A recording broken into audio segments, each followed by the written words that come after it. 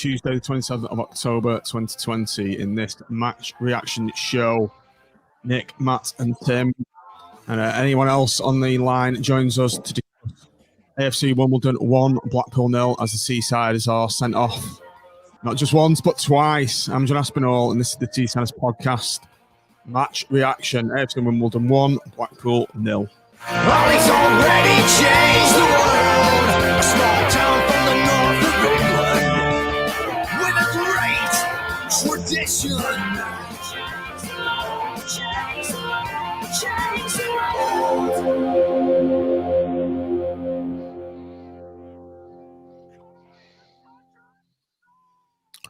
Welcome all you Seasiders out. Welcome to our match reaction. As I said on the intro, AFC Wimbledon 1, Blackpool 0. Joining us on the stream, as ever, are Nick, Tim, and Matt. Good evening, gentlemen. Evening. Good evening. Right, who's rattling mics again? I'll have none of that. Oh, it was just me just moving. Then I'm still trying to just link it to Twitter tonight's show. So I'm shuffling. Right, we've got a caller on, Alex J. So let's just get our callers on straight away because they tend to disappear. Right, hi Alex, can you hear us? Hello, Alex. Hi guys, can you hear me? Yep. Hi Alex. Not too bad. Hello? What did you make of that? And what did you make of that? And what have you got to say? Yeah, good stuff. Sorry.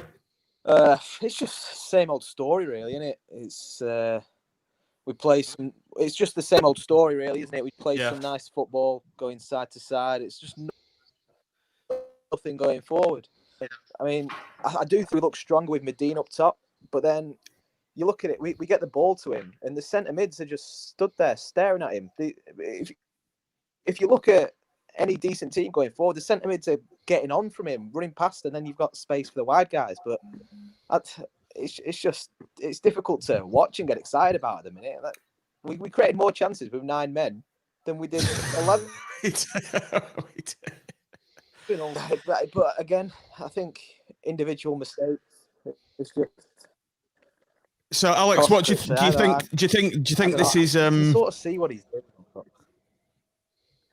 Do you think this is an endemic problem, or do you think we're gonna come get ourselves out of this rut? I honestly think we'll get ourselves out of it. I think it's just going to click in one game with a young team like this. But it's just individual errors. They cost us, and they don't really cost you as much typically at this level than. It's like one mistake in the first half and we're 1-0 down. And we were on top before that, and we just don't seem to be getting any luck at the minute. And I honestly think it'll turn around, but it's painful to watch at the minute. It's tricky. It's frustrating to watch. Alex, how long have you been watching Blackpool? My dad took me down as soon as I was able to, really. So I'm 25 now, so about 20 years or so. Have you seen a team this? No. I mean, I've got to be honest. Maybe it's a bit of gut reaction after the game, but I'm just saying to my younger lad there, who's only watched us for the last few years, that looks to me like the worst team since Henry was here, and it's difficult to say that, but that's the way I feel at the moment. I'm looking at the team at the moment, and you're saying that you think we'll turn the corner. I'm not sure that we will. I think it's a poor team. Whose his phone's beeping? I think it's going through on my computer. I'll try and turn it off if I can. It's Sharpie and all that. I'm not on my WhatsApp group. Put your phone onto. Put your phone onto. It's on the computer, which is doing. Yeah, but it's linked though, Tim. Turn your phone onto standby mode. What's it called? Silence. Jesus. Yeah. Go into settings. Even that's not doing it. I'll turn my phone off. It's easy. Go into settings and go to Do Not Disturb and turn that on. Okay. Just turn it off. Ruining our stream there. Anyone got anything to say to Alex? Jesus. Yeah, I mean, I don't know if it's the worst team since Henry, but I, we do keep saying, "Oh, it will click," but every game that goes on, I'm not so sure. It's very similar, isn't it? We start brightly. We actually had decent delivery into the box in the first 10 minutes today, which was a refreshing change. Had that header, and then, like Alex said, individual mistake. It actually started with Turton, just a bit of a aimless hoofball that gave possession away, and they come down the wing, and 10 seconds later, it's in the back of the net. And you're giving yourself a mountain to climb in every game. More so, obviously, when you then get the red card, which you don't get much of a look at it, do you? On iFollow, it kind of happens, and then you get a very quick replay. And I did think it was studs up a bit. And the problem is when you lose control like that, and you're then chasing it to get it back, and you're flying to a tackle. I think even if you get the ball and you get the man as well, you're giving the ref that decision to make, aren't you? And a lot of them nowadays will give a red card.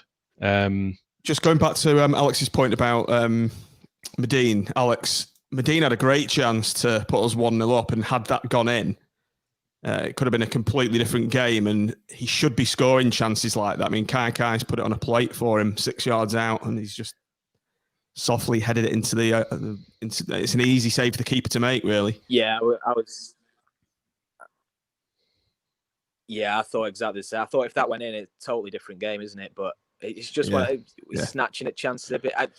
It's difficult to say, isn't it? He definitely should have scored it, but if he's not having those chances week in, week out, we just need that first goal to go in for us. We need a bit of luck, get that 1-0, bring teams onto us, and I think if we get that, it's gonna. I don't know. I think we've got some players individually that could do quite well for us, but yeah, as Tim was saying before, we just don't have that. How long is it going to take for this team to start getting to know each other? And then, but it looks like we're doing okay, getting back into the game. And then Robson goes the other, and then I don't actually know why Ballard got sent off. I saw the replay on Sky Sports News, and I didn't see what happened. I didn't see that myself personally either. Normal 50-50 in the ball, in the air, go for the ball sort of thing, and fourth official was straight on his earpiece and got sent off, but.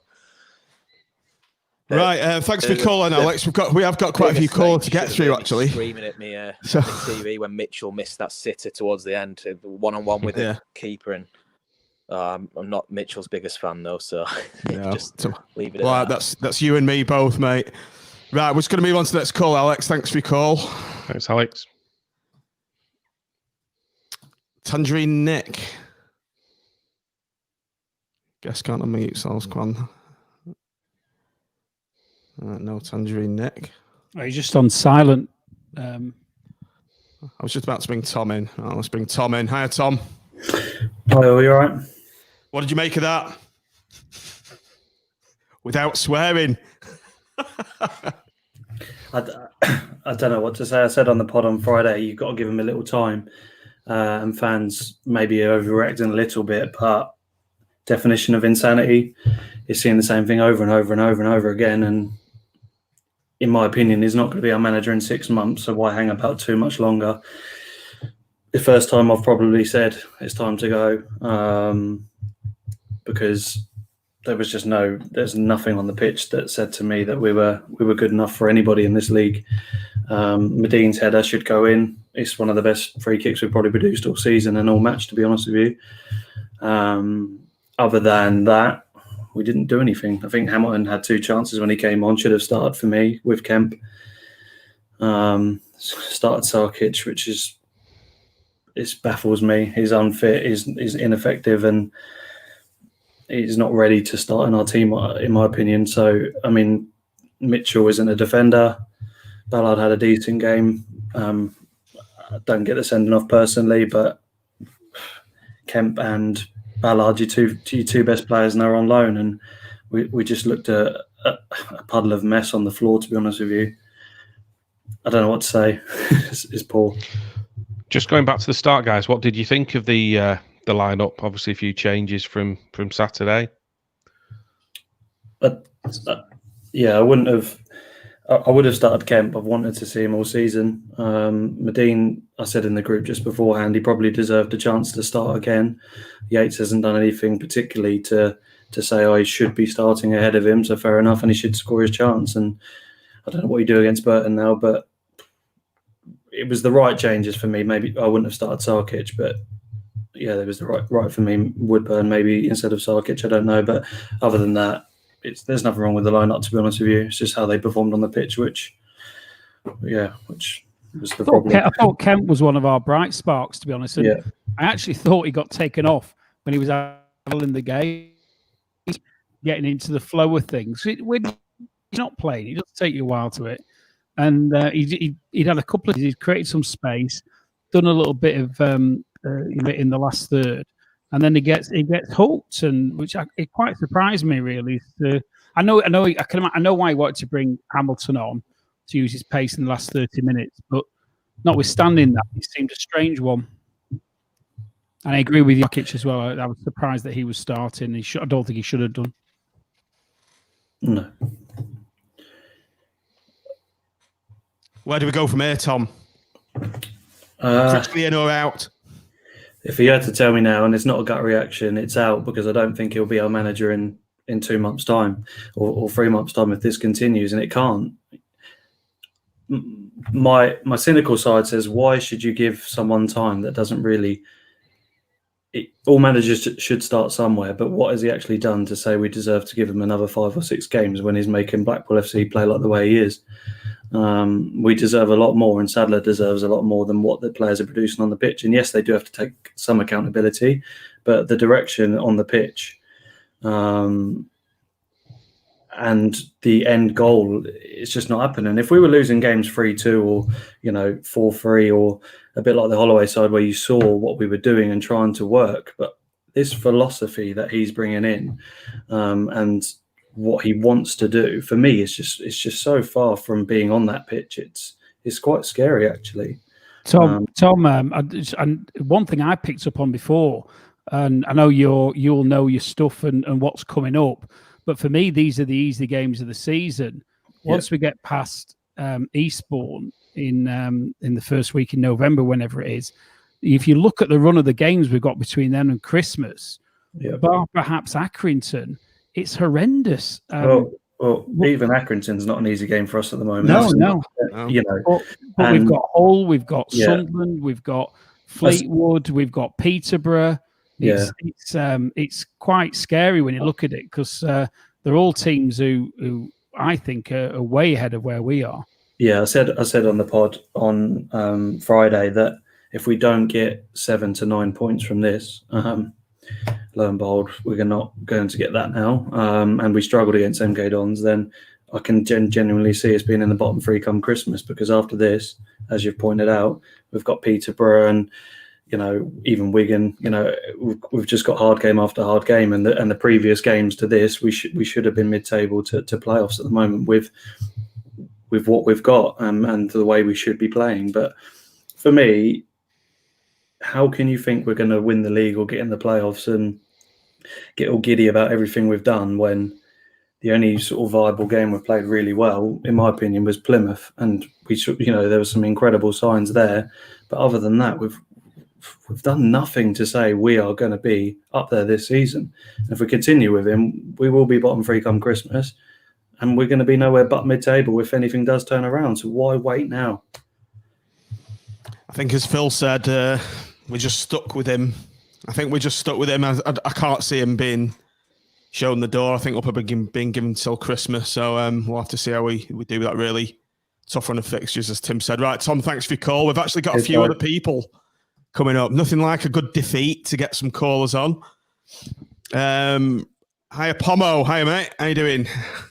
Oh, hi, lads. Yeah, not bad. Yeah. Thanks for calling. Anyway, we were just saying, there's nothing like a good series of defeats to get people calling in and having a good rant. So here's your chance anyway. No, I've never been on this forum before. It's actually really good. So So how long have you been spotting the pool for? Oh, well, all my life I actually live in Jersey, but my dad was a big Blackpool fan, so Oh, right, yeah, I okay. go to as many games as I can, but obviously not as frequently as probably you guys. But yeah, I actually only caught the second half, funnily enough. So I just thought I'd add a bit of perspective. Really, I actually thought we played all right. Funnily enough, we actually looked a threat, which is probably more than we've done in previous games. Especially with 9 men, I was actually quite surprised how much we looked like scoring, which was bizarre, really. But I mean, obviously, it's been a terrible bloody season. I mean, that goes without saying. I think for me, though, I've obviously watched all the games on iFollow, and you look at the formation and the 4-3-3, and it's meant to be an attacking formation. You watch it played in the Premier League with Liverpool or whatever, and they're scoring goals left, right, and centre. They look like a threat. But you see Blackpool, and it's just so rigid. There's no movement. There's no attacking prowess, and the shooting's been absolutely appalling when they actually do. I think that's the thing. Everybody seems quite afraid to actually have a pop, which is quite odd considering the sort of the attacking lineup that they're supposedly putting out. I think I was saying to my dad the other day, I think they'd be better off, in a way, almost retreating a few yards to have more space to kind of break into rather than trying to play and press like they are doing at the moment and just getting constantly hit on the break, which seems to happen game after game. I want to come in on that. Nick, Matt, so if you look at the stats there, we've actually had more possession.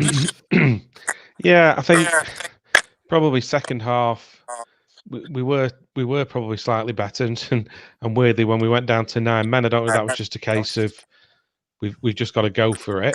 We showed a bit of fight then, a couple of chances for Hamilton, but I don't know. It's just there's something just missing for me. It's not clicking, and we keep saying, "Oh, it's going to," but I'm not. Like I said earlier, I'm not so sure it's going to. Really, I think with the midfield we've got, we saw Robson coming back in, but he gets sent off, so it'll be more changes again for Saturday. And every week there's changes, isn't there? And you wonder whether whatever that settled side, whatever that 11 would be, whether that would make any difference. I don't know. It just seems a bit like Matt said on the pod the other day. It's kind of pick your 5 or 6 regulars and then reach into the bag and see what you pull out for this week's game.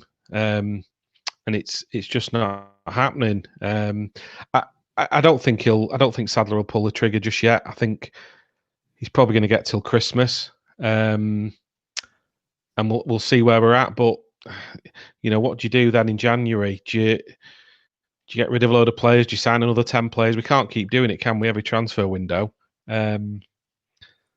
So yeah, it's going to be interesting to see what happens. But I don't know. Every game you think maybe this will be the one where something will change, but I'm not sure we've got the personnel to. We look a long, long way off being anywhere near, a top half side. Every other team we play, you normally look at it and you go, there's a player in another team most weeks, and you'd say, I wish we had someone like that. Probably not tonight for Wimbledon, but virtually every other team we've played, you've said, I wish we had him from Ipswich, or I can't imagine there's any opposition fans really looking at Blackpool and going, I wish we had such and such. Maybe Hamilton for his pace, but beyond that, and Ballard obviously, but beyond that, it's absolutely bang average for me. Look bang average as well, and that's the problem, isn't it? We're getting beaten by sides that are also absolutely terrible, if we're being honest.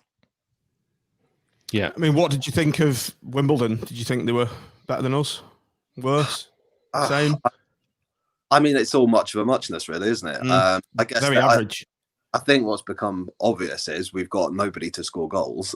Nobody seems to want to take a shot. And we're obviously we're not ruthless enough. And I don't think also we're maybe cynical enough for the division. I mean, we're talking about discipline problems. Now, what's that? 4 players we've had sent off this year. We've had 2 in a game. Which is weird, really, because you look at the team and they're being accused of being too nice, which I think we're getting sendings off left, right, and centre.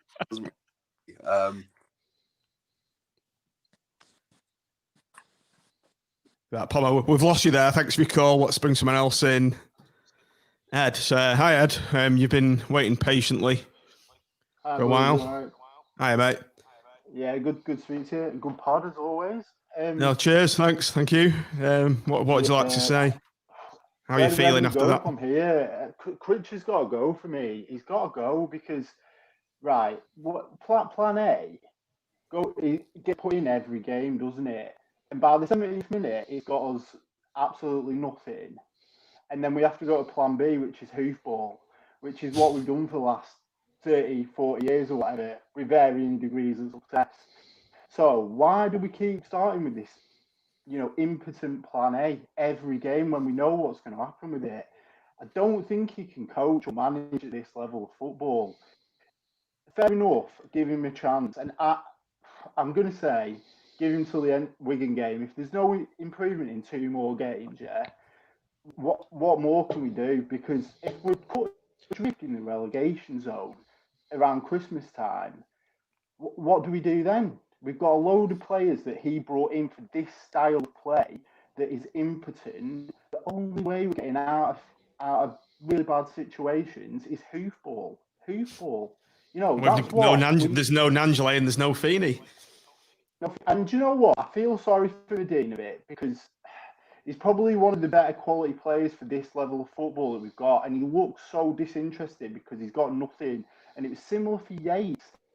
Yates, I think, could be a good player at this level, working with someone like Angela. We've lost Ed. Ed wasn't happy, was he, Tim? No, and probably rightly so. And I think he makes a good point about Medine and Yates. I think the service to them when you actually analyse a game that we play, I think on an average game, you must think you're going to create about 10 chances. We talked about this at the weekend, didn't we? And we create, you expect a team to create 10 chances and convert 2 or 3 of them if you're playing well. We never create more than tonight, ironically, is probably the most chances we've created all season. And I think at least 2 of those came when we were down to 9 men. In fact, the chaps on the feed, on the iFollow feed, were quite complimentary, weren't they, about the way we played when we went down to 9 men, and had lots of positive to say. But it's a poor do when it takes a scenario like that to actually get enough fire in your belly that you're actually try and take the game to the opposition. And I think there's a pattern, and I think I wonder whether it's this under 23 mentality. I've spoken previously about getting somebody in there who's going to G him up a bit. We need to do something because we look lackluster all over the pitch, and we're getting mugged by teams who aren't as good footballers as we are. But we're nowhere near the standard we need to be to hold our own in this league at the moment. For me, I just think we're playing against poor teams and losing. When we play the good ones, I fear for us. I really do. Mm. Okay, we've got a new caller on. Hi, Paul. Thanks for phoning in. Or messaging in, as it is, video messaging in. Can you hear us? Paul, hello. Maybe it looks like he's engrossed in curry. He's doing something. He was one of the ones who was texting before when you were bollocking me. Right, Paul, I'll just have to remove you for a minute. Let's bring Ryan in. Hello, Ryan. Can you hear me? Hello. Hello. Yeah, well, yes, we've got someone who can speak. Yeah. What did you make of that then, Ryan? And what have you got to say about that debacle? Well, I watched the second half, only the second half myself, so I've only watched it when they obviously had 10 men. It's very, very bizarre, and I think it's just very bizarre how we're playing at the moment, where you can see the spells, and certainly the last 10, 15 minutes, we were certainly on the ball and we were trying to push forward. And we almost looked better with 9 men than we did with 10. It was very strange to watch. When Hamilton came on, every time he had the ball, he seemed the only one who wanted to push forward. And I think he had about three shots in the last 10 minutes. Wide. He did. All wide, but it was still something there, something to try and challenge the goalkeeper.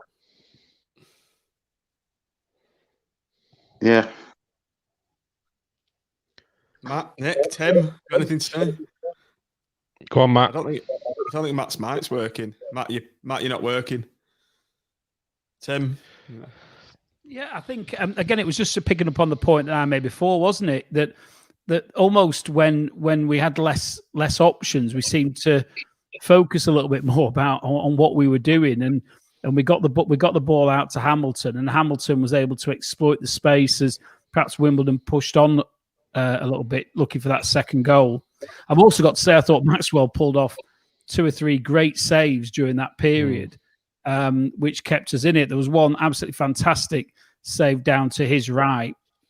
As you look at the goal to the left, that was really top draw, and we did look a better team, but that shouldn't be the case. Why would you look better when you've got 9 than when you've got 11? It's just, you couldn't make it up, could you? You really couldn't make it up. No. Matty with us? No. No, we can't hear him.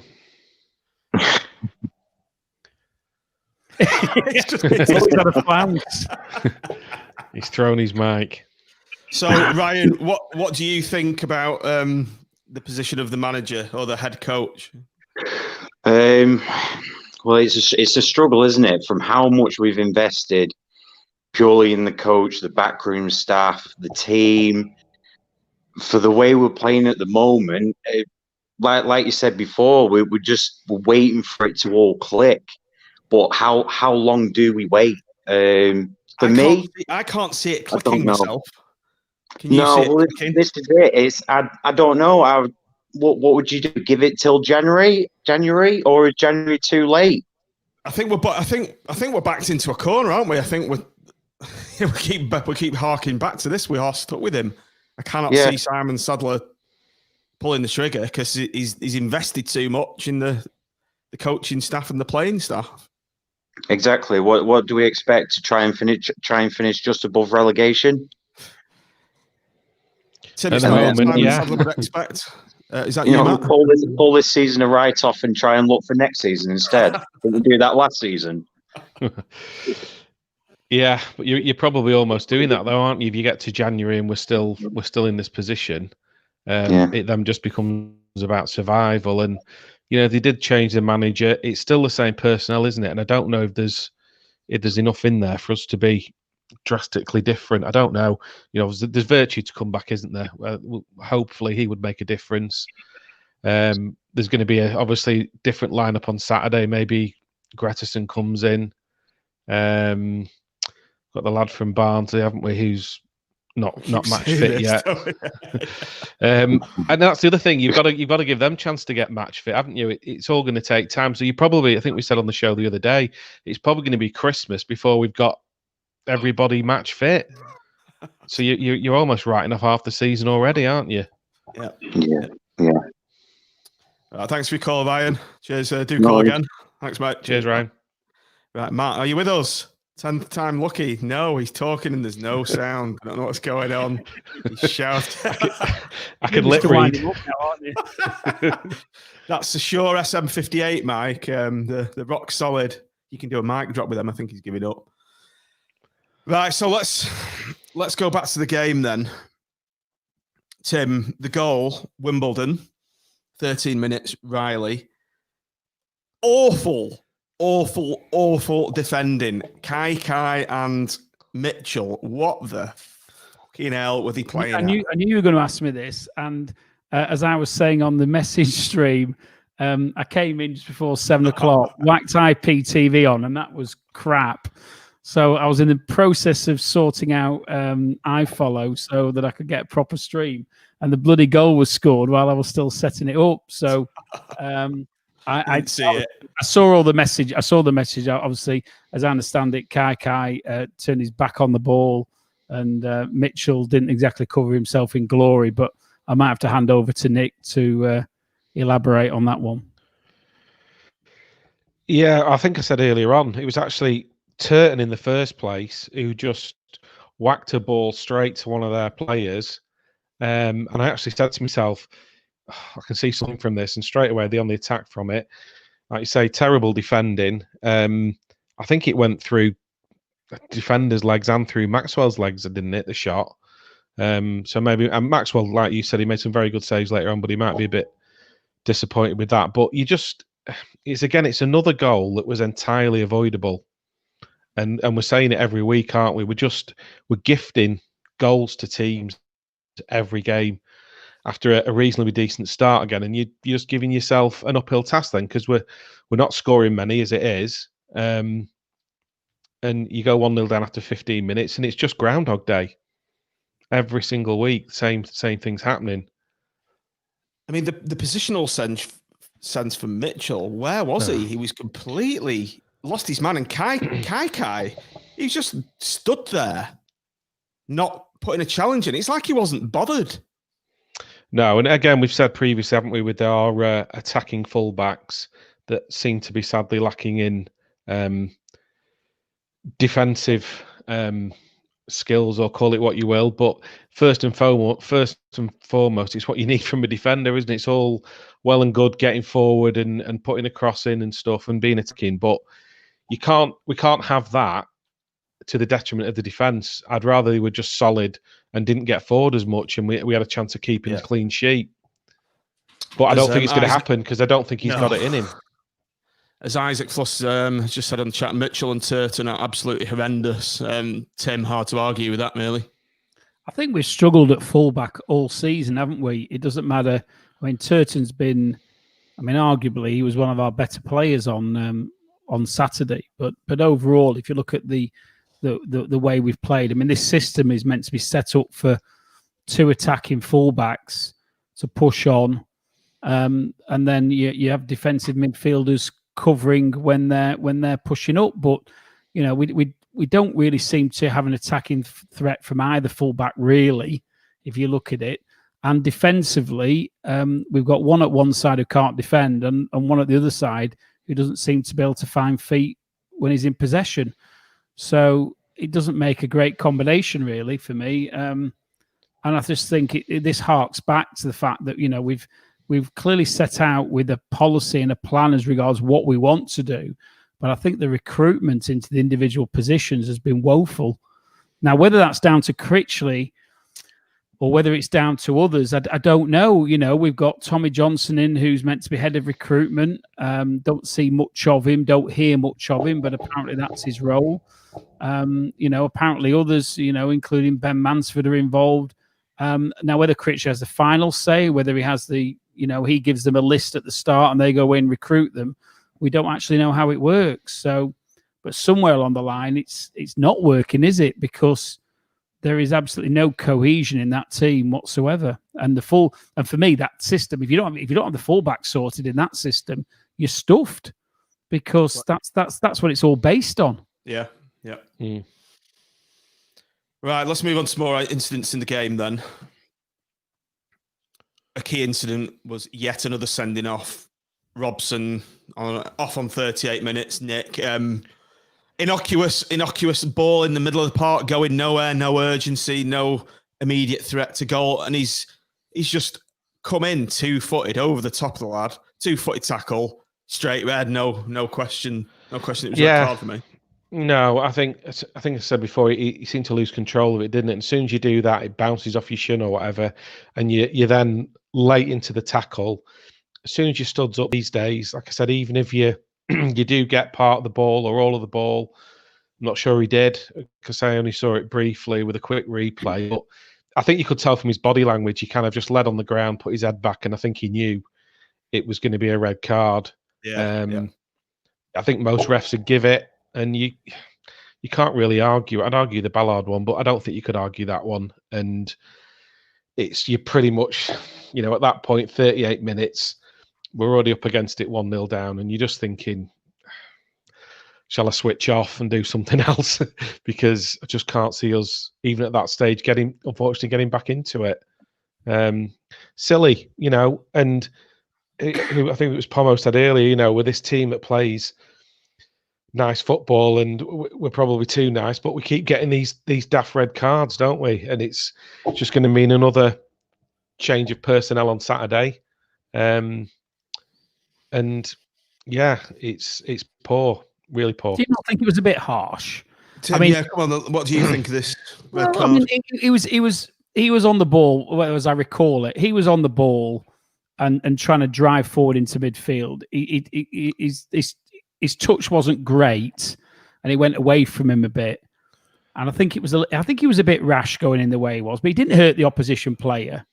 You can't do it though, Tim. You can't do it. And I know. But I just anymore. I mean, I could see. I mean, my immediate reaction was he's off, and I said that on the message, didn't I, straight away before even the red was shown.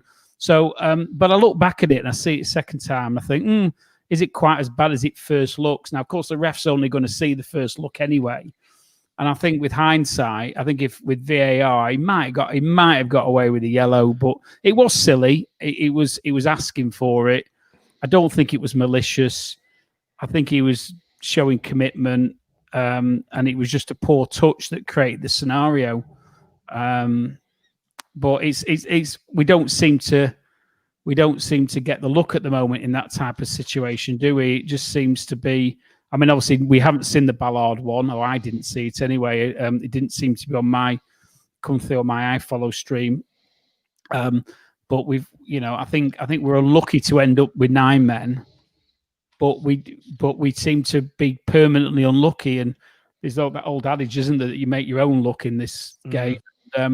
We seem to keep manufacturing scenarios for ourselves that we then say is bad luck and this shouldn't have happened, that shouldn't have happened, but it's happening game after game after game, and it's probably a reflection of the fact that we're creating those scenarios. And it's naivety, it's lack of experience, it's rashness, it's lack of ability, it's lack of awareness, it's lack of team play, it's lack of captains. That you can go on and on and on, can't you, with all the reasons why these scenarios are cropping up. And the reality is we aren't very good. The listeners seem a bit split from this red card. If you look through some of these comments, Bricks Tuhey says doesn't matter if it's harsh, you can't give the referee the chance. That's exactly my point. Rob Walker said blatant red. Robson knew it straight away.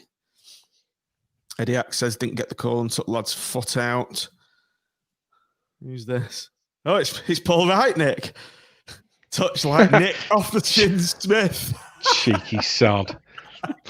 My first touch was fantastic. It's just every other one after that was terrible.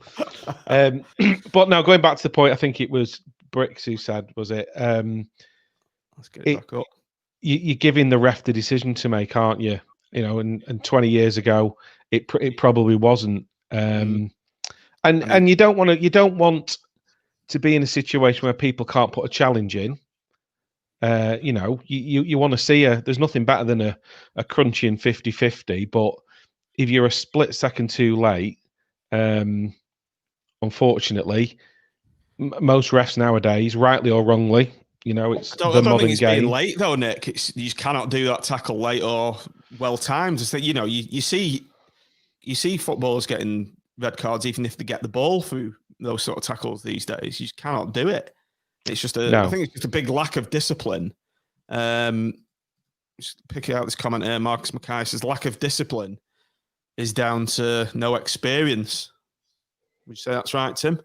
Yeah, well, I think the point I was just making, wasn't it? Is another one, the factors that are creating these scenarios, and one of them is the lack of experience in the side, the lack of cohesion, the lack of team play, and these are, for me, if you're going to compete at this level, your backbone of your team needs to be championship or with championship experience, because they're playing at a completely different level. They know what to do, when to do it, how to do it, and what to get away with and what they can't get away with. And what we saw last year with the way that we recruited in the loan system was we brought absolute quality in there. They're only young lads, but they knew exactly what to do because they played with serious pros for all through their formative years. We're bringing up League Two players who get away with loads of stuff because they're playing against very poor opposition, and they're not getting those opportunities here. Hamilton's probably the one who's made the most of his abilities, but even he is coming up short because pace only takes you so far. And Robson's, I'm still sympathetic with Robson because I still think it was a bit of a lunge, but it was because he'd lost the ball. It wasn't like he dived in on somebody else who was on the ball. But he's created a situation where it gives the ref the opportunity. And my first reaction was the same as the refs, which was it was a red card. So we can't complain about it, and he can't complain about it. It'll show a lack, an experienced player for the most part wouldn't do that because there's no repercussions. How are we doing, Raggy? Raggy's here. Oh, yes, Raggy. Good evening. Raggy, as you've just said in the chat, if Ekpiteta is defender, then I'm a 6-foot gerbil. He's about as coordinated as Jeremy Beadle's left hand. Horrific. This is true. Never seen a defender as bad as that in my life. I'm not a massive fan of him. Do you think it shows the standard? It shows the standard we've fallen to. That. Well, I say fallen to. We've not had much to go for the last few years, but that's the standard we're accepting, and that as a defender. So, what's your general thoughts then, Raggy, of the performance so far, the season so far? Well, pre-season, I was expecting, and I think we saw a bit of it, coming out fast out of the traps into teams, hence going 3-0 against Everton, Liverpool 2-0, things like that. And I thought we'd blow them away in this league if we came out firing on all cylinders first 10, 15 minutes, but it just hasn't happened. I don't know why. Doesn't look like there's a game plan, doesn't look like the tactics, doesn't look like there's anything. But I think Tim's right there, missing a leader, missing somebody, an older head in the midfield somewhere, or anywhere in the team, really. Where do you think we go from here then? Do you think we should stick with the manager or look to take him out? I'm not, well, I'm going to say I'm not one for acting rash, but you all know different. But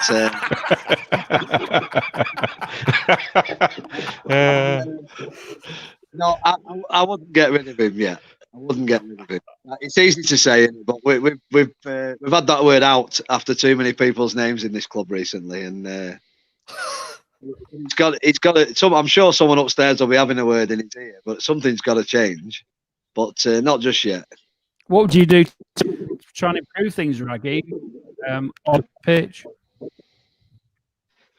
Find an older head. Find somebody. Find a leader, a captain. I mean, for example, if we put Charlie Adam or even Dewsbury Hall from last year, who's might not be an older head, but he's a better player. If you stuck one of them in the midfield, that team would be infinitely better than it is now. Someone to thread the ball through. I mean, that Hamilton is faster than anything in this league, isn't he? He's probably faster than anything in the Premier League. No one's threading the ball. He should be playing to him all the time. And while he's exposing defenders all over the place, somebody else should be popping in there. But I don't know. David Vaughan style player, perhaps, or a Wellens, that kind of player. Yeah, somebody like that, but maybe a bit older. Someone a bit older. Someone who, I mean, when they got sent off there tonight, even the bench, there's no, there is no, what's the word? It's like there's no passion. They should have been running all over that pitch. I thought that with Kai Raggy. I was looking at his body language throughout the game, and his shoulders were slumped, his head was down, and not just him, quite a lot of the other players. And it's like they weren't up for it, or there was no fight. And there's only Ballard really who looks like he gives a shit to me. Yeah, it's true. I don't see anyone, but I do see decent enough football players in there. But something's got to drive them. But there's no leader on the pitch. There's definitely no leader on the pitch. No leader on or off, I think, Tim. No, if he had one on, it would be. I know you've listened before, Aggie, but we've spoken when we came in an interim board. I've mentioned this last week, but I'll do it. I'll say it again for tonight that there was Brabin in the changing room, and I think Brabin had that gravitas, and Phil Ricky's spoken about Andy Morrison's gravitas at the club that he was involved in. And I'm only using those two as examples because they've been at Blackpool before. But if you've got somebody in the changing room with that type of mentality on and off the pitch, at least one of the two, then I think that'll make a big difference. As distinct from what we've got two probably, we don't know, quite softly spoken manager and coach who are used to coaching under 23s, and we've got what appears to be a very quiet team on the pitch as well. There's not a lot of, maybe Ballard accepted. There's not a lot of talking, and Medine does a bit up front, to be fair, as well. There's not a lot of talking going on. It's just individual players getting on with the game, and they probably need a bit of a rocket up them a couple of times from the sideline, I think. Maybe we need the Afro man. Yeah, well, we'll get his van parked outside if they're not careful. No, I think definitely they need it. You'll all get the same feeling I do. As soon as you see 1-0, you think that's it, game over. Yeah. There's coming back. It's weird. No. That's the way it is. But no, a few more games. I think there's going to be there's definitely going to be some words said in that club over the next few days. I'm sure, because it's not good. But I think he'll come good. He'll be all right. Right. Well, cheers for your call, Raggy. I'll let you get back to your vodka. Cheers, Raggy. Cheers, right. Cheers, bye. Can Raggy manage us? Andy Max says, yeah, can't do any worse. Bisons, get rid of Critchley and Paul Cook and Tomo. That's a good shout. I think Phil said there, Paul Cook's available. Nick, would you pull the trigger if someone could say to you now, you two, right? What would you say if you said, right, you can have Paul Cook and Tomo instead of Critchley? What would you do? I'd pull the trigger. Would you? Yeah. Maybe still a little bit soon, I think. So, Ask me at Christmas.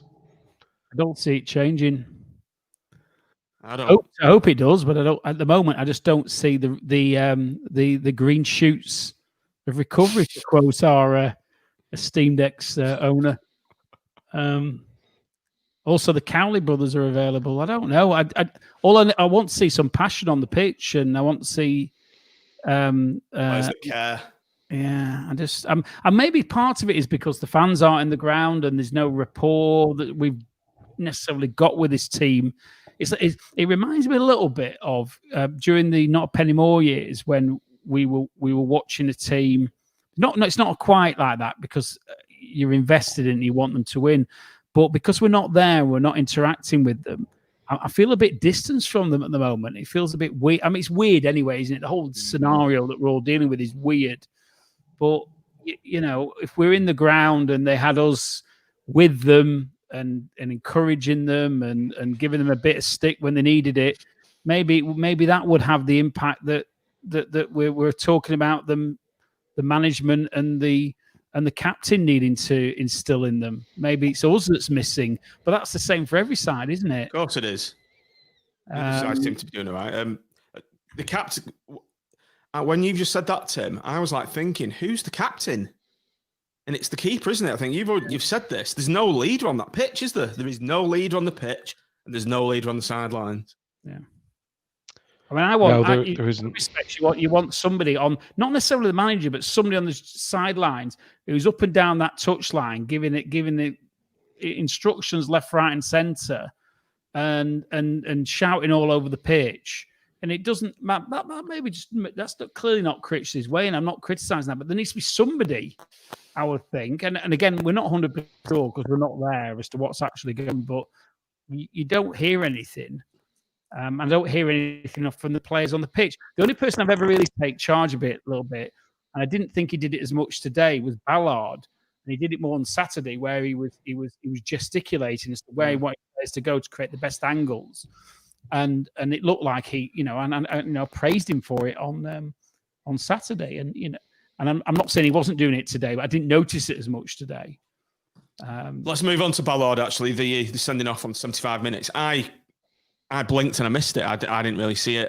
I don't still to this second don't know what he did. So did anybody see anything, and what was the actual offence? At the time, no, I didn't. They were talking about an elbow, and then it did show something on Sky Sports a few minutes after, and because you didn't see anything on iFollow, and he just seemed to go up for a challenge. And the fourth official has then called a ref over and seemed to say he's gone up and led with his elbow. I mean, the guy went over, but there didn't seem to be much. You look at the Robson one, and all their players are surrounding the ref. Didn't seem to be as much of that, and I think you could see from Ballard's reaction and quite a few of the other players as well that there's no way they thought it was a red card, or that even he'd really done anything. I'm sure I don't know we'll appeal Robson's, but I certainly think we would appeal the Ballard one, and hopefully it will get overturned. Obviously the ref hasn't seen it, so you're relying on the fourth official. So it's a bit of a weird one, but didn't seem to be much in it for me. And hopefully we will overturn it, because he's our standout player at the moment, isn't he? Did I follow even catch it? Because I mean, I must admit, I don't think they did.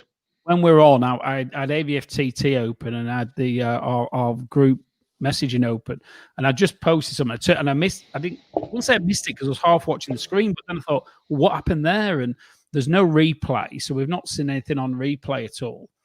And obviously I didn't even realise it wasn't the ref who'd seen it, but he seemed very upset walking down the tunnel, didn't he? A bit petulant, to be honest. He was a bit immature, I thought. He was kicking stuff, wasn't he? And well, he's only 21 though, Tim, and he's a young lad. Passionate and angry. I'll let him off for that. That doesn't bother me. I like seeing a bit of passion. Genuinely upset, which suggested that he felt he was hard done by. So, somebody's saying it might have been elbow. Somebody's headed his elbow. But sometimes, you do go up and you do lead with your arms, and we've seen it year after year after year, haven't we? I mean, I can't imagine he's got a malicious bone in his body, isn't Ballard, from what I've seen so far. So it looks harsh. Hopefully it's appealable.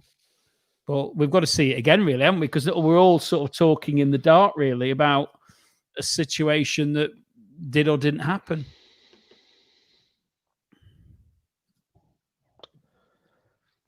Hopefully it will be overturned. I mean, I'm sure we'll be appealing it tomorrow. What will it be classed as? Dangerous play? 3-game ban? 3-game ban, that's all we need, isn't it? Yeah. So we've got Ekpateta and the Viking that can't play on grass. He's spawned now. Yeah, he'll probably make his debut there. So there's one other incident towards the end that I wanted to talk about. Mitchell, when he had a great chance on 85 minutes, just found himself alone in the box, and he just kind of spun and fell over. I mean, what was he doing? A, what was he doing up there? And B, what was he trying to do? And his overall performance again was quite poor, I thought. Yeah, like you say, you wonder what he was doing up there. And it's not the person you want a chance like that to fall to, that's for sure. Just crumbled, didn't he, in the box? Bizarre. Just harking back to the sending off, Chris Harrison's just said there. Sky said violent conduct. That's 3 games, I believe. Yeah, well, they're calling it an elbow, aren't they? So it will be 3 games unless we can get it overturned. As I just said there, Mitchell tried to half volley it. Try being the operative word. Yeah. Right, this is going to make everyone laugh. Do you know what's coming up on the screen now? Hopefully not the league table. Almost as funny. Man of the match. Listeners, give us your comments. Who do you think was man of the match? Nick, we'll come to you first while the listeners furiously type. It's it's slim pickings again, isn't it? Ballard had done well up until the sending off, and I don't think it was a sending off. Kemp looked pretty lively. Yeah, Kemp did all right, I thought, today. Yeah. Wasn't he? He made a bit of a difference. Maxwell made 2 very good saves in the second half. So Williams did all right.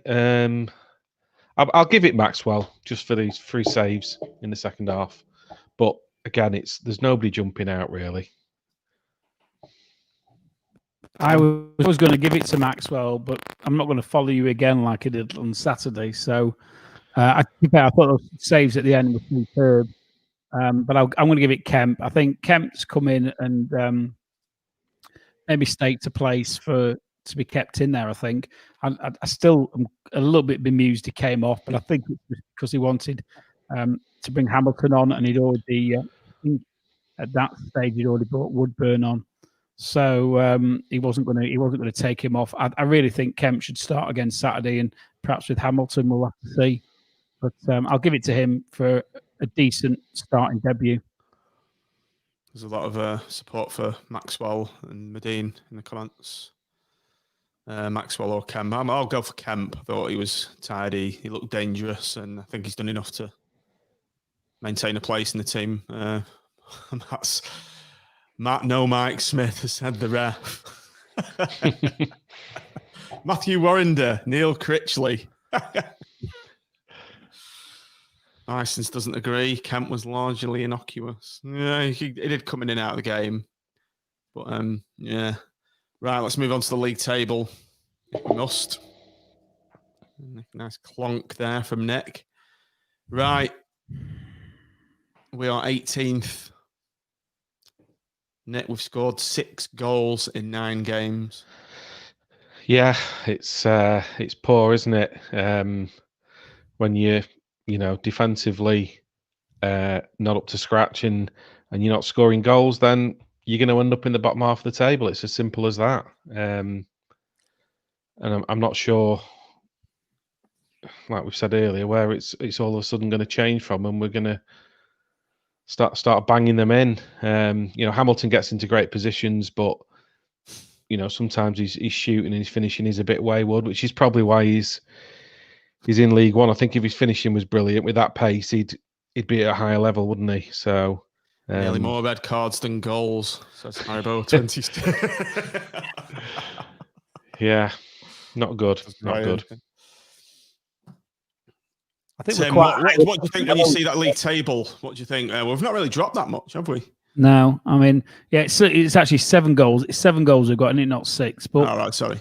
But it doesn't make pretty reading, does it? I mean, at the end of the day, if you're scoring less than a goal a game, then I think statistically you're likely to end up in or around the relegation zone, and that's the thing that stands out for me more than anything else. The 13 goals conceded is a bit high, but the goals scored is half what you want it to be, and that's borne out by the lack of chances. It's not like we're missing loads of chances and we're a bit unlucky in front of goal. We're not creating them. So this supposed system that's meant to be attractive to watch and attacking is proving increasingly frustrating, and very. It's a blunt instrument, isn't it, at the moment? Now, why it's a blunt instrument, you can debate about all day, about whether it's the quality of the forwards, whether it's the quality of the midfield, but it is a blunt instrument. And Critchley's got to find a solution to that. I think he's got to find it pretty damn quick. PDQ, is there? PDQ, yeah. You and your circles come out with those acronyms, don't they? But yeah, I mean, the football, it's not attractive to watch. It's not successful, and it's not getting points. And I can't see it changing. I just cannot see it. So I don't know. I really don't know where we're going to be going from here. Next up, we've got... When's the FA Cup game? That's the week after next, isn't it? Who's the next home game, then? Is it Burton next? Yeah, Burton on Saturday. A relegation 6-pointer. Another one. Yeah. I think the next game's Wigan, isn't it? If I remember rightly. It's what? Sorry? I think it's Wigan. Sorry. The next home game. Oh, okay. So I was just the next game I meant, really. So yeah, sorry. Yeah, the next Burton away, Tim. 6-pointer almost at this early stage of the season. It's quite ridiculous. Yeah, and we have a great record at Burton, so I don't think we've ever had a point there yet. So that doesn't augur well, does it? It doesn't now, and then you say like Wigan as well. They're down there, aren't they? So I think if we don't get I don't know, 4 points out of that, then I think the knives will be banners will be made. Yeah, I was actually looking for a knife sharpening sound effect. So we were just about to go, but we've got a last minute caller coming in. Hiya, Tom. How's it going? Hello. How are you doing? Tom. How are you this evening after watching that? I tell you what, I watched the first. I'm in Germany at the moment. I watched the first I would say 40 minutes, and then I went to a pub up the road. Your pub's open over there, are they? Yeah, they are, just about. Are they? What are you doing out in to Germany? 11 o'clock. Sorry? Are you living out there, or you're on holiday or anything? Yeah, for the time being, and then I'm hopefully going to get back over Christmas. But Okay. I've had the hindsight of watching a few games, and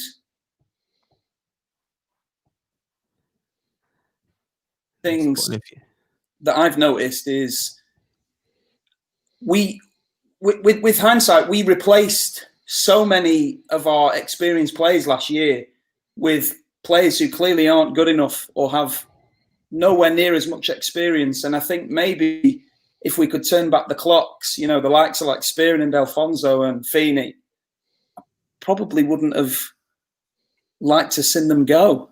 I think we lack some of that backbone and that experience that we had last year, albeit we needed to change the side. I thought we were very poor last year in areas.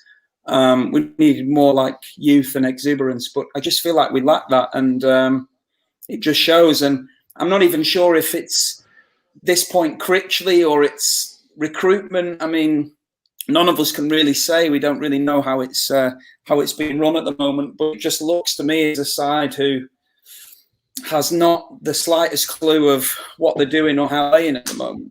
It's very strange. I mean, that's, Tim, what we've said on here numerous times, haven't we? This complete lack of spine, lack of experience. It's what everyone is saying. We're saying it. Listeners, viewers are saying it.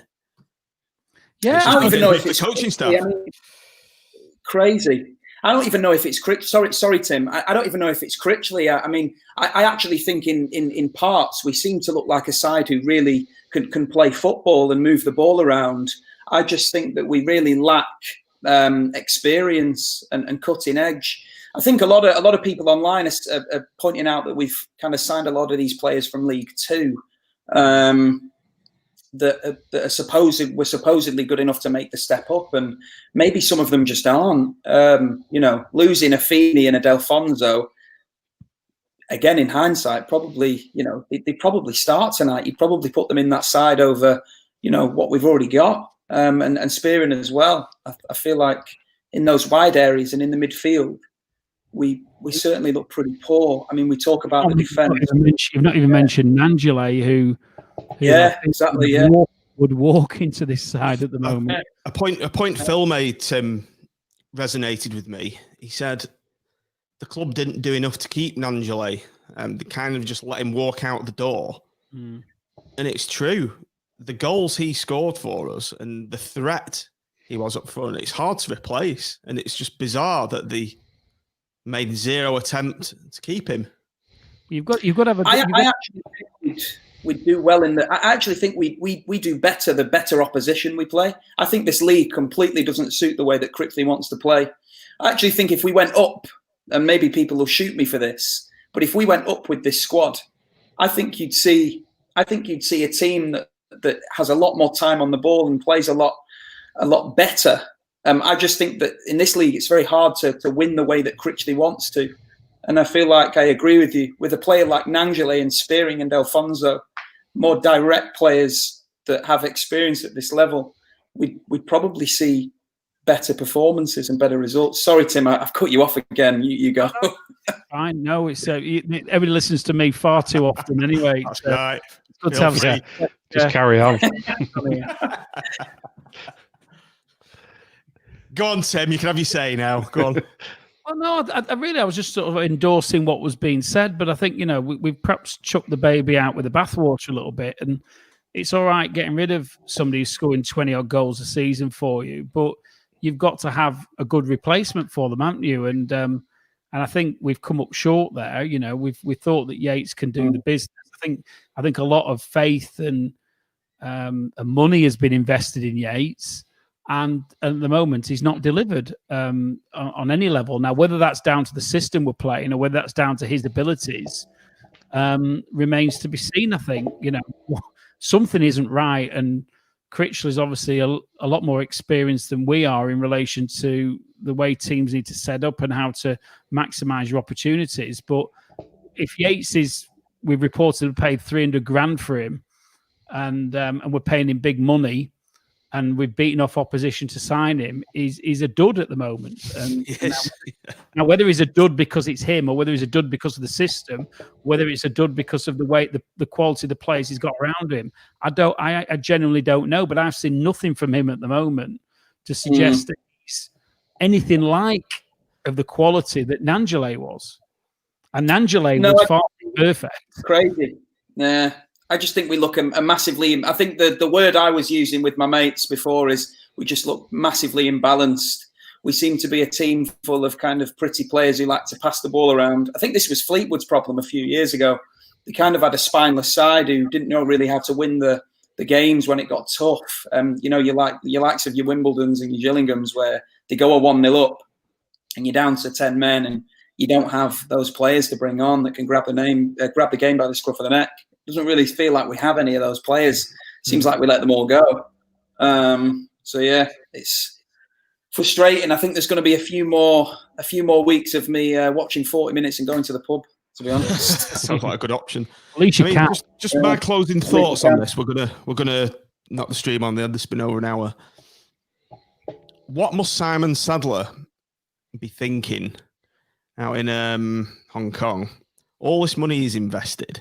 And these so-called football experts that he's brought in to manage it. I mean, you can't expect Simon Sadler to be managing the football side because that's not his business. And the finger of blame has to be pointing at these people that he's brought in to oversee the appointment of Critchley, and B, the people who are scouting these players. What will he be thinking, do you think? He'll be thinking, why did I do it? Probably at the moment. I mean, the people he brought in, obviously, aside from Critchley's lack of experience, obviously, but you know, there's pedigree there, isn't there? They've Ben Mansford's been at quite a few clubs.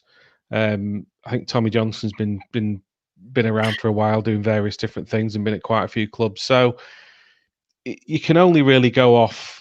You know, they'll interview them, won't they? And that's really all you can go off, and look at the CV and think that they're the right people for the job.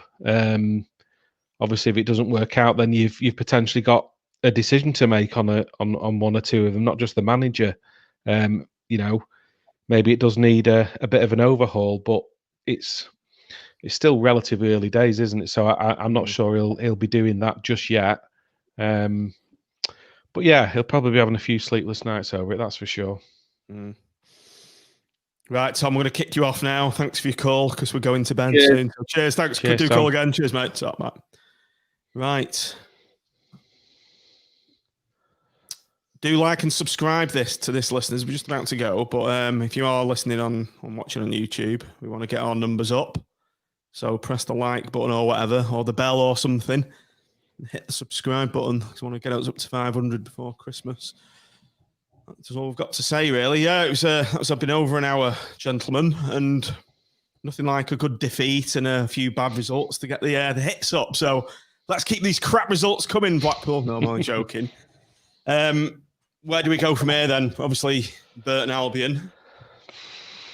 Yeah. A bit of defeat there, can you, Nick? No, bounce back. I can't. I want to try and be positive, but like Tim says, it's not somewhere we've got a very good record at all. We've got a terrible record. You know, there's going to be probably 2 or 3 changes again. I suppose the only saving grace is they're bottom of the league, aren't they? I think. But they drew with Peterborough tonight, so the walkover. This is what you need. You need a bit of that. Have it. Get you in at centre half and replace a Ballard. Get him in. He hasn't told you about him. He had to pull up with his hammy on Monday night. Did he? It was groin this time, Tim. Oh, was it right? Groin strain, yeah. So, yeah, 3 appearances at Vets football and 2 injuries, 1 hamstring, 1 groin. But yeah, I need a hat trick myself. You need to get more of that football yoga in that you've been doing. Yeah, so going back to the Burton game, I think we'll get beat, unfortunately. Tim, how do you think we'll do against Burton? I'm going for a 2-0 defeat, unfortunately. I just don't. I don't see the only slightly positive I can say is I know, despite what Bison says, I thought Kemp was a positive. We might see the Viking and see what he can do.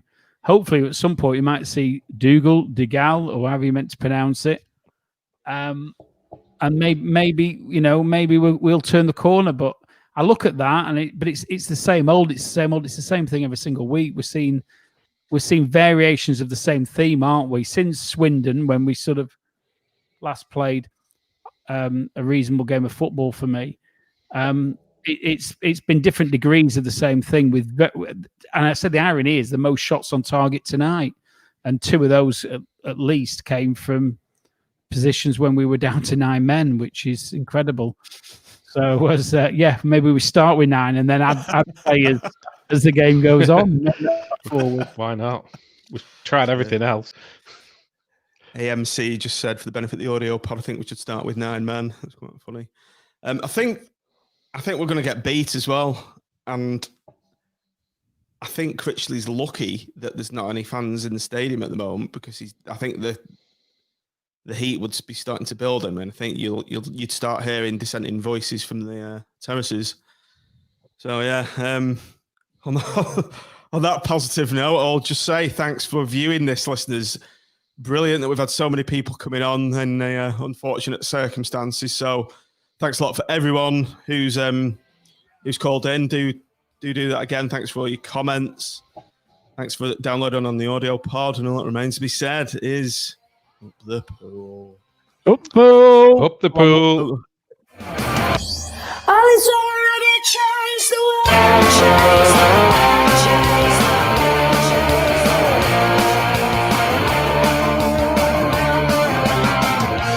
Ali's already changed the world. Small town from the north of England, with a great tradition.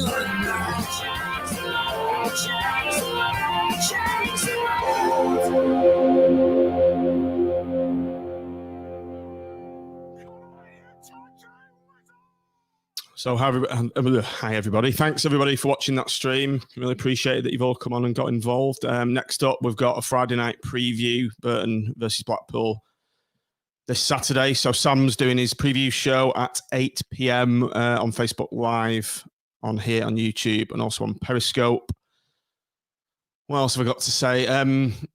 If you do like what we're doing here and you want to chip into our production costs, help us grow and get even better. How can we get even better, you say? Patreon.com/SeasidersPod. That's our Patreon supporter program. You can support this show and our content for £3.50 per month. And for that, you get extra bonus things. The main highlight at the moment being a WhatsApp group for patrons only. So we get some good little chats going on there during the match. So that's a little benefit that you'll get.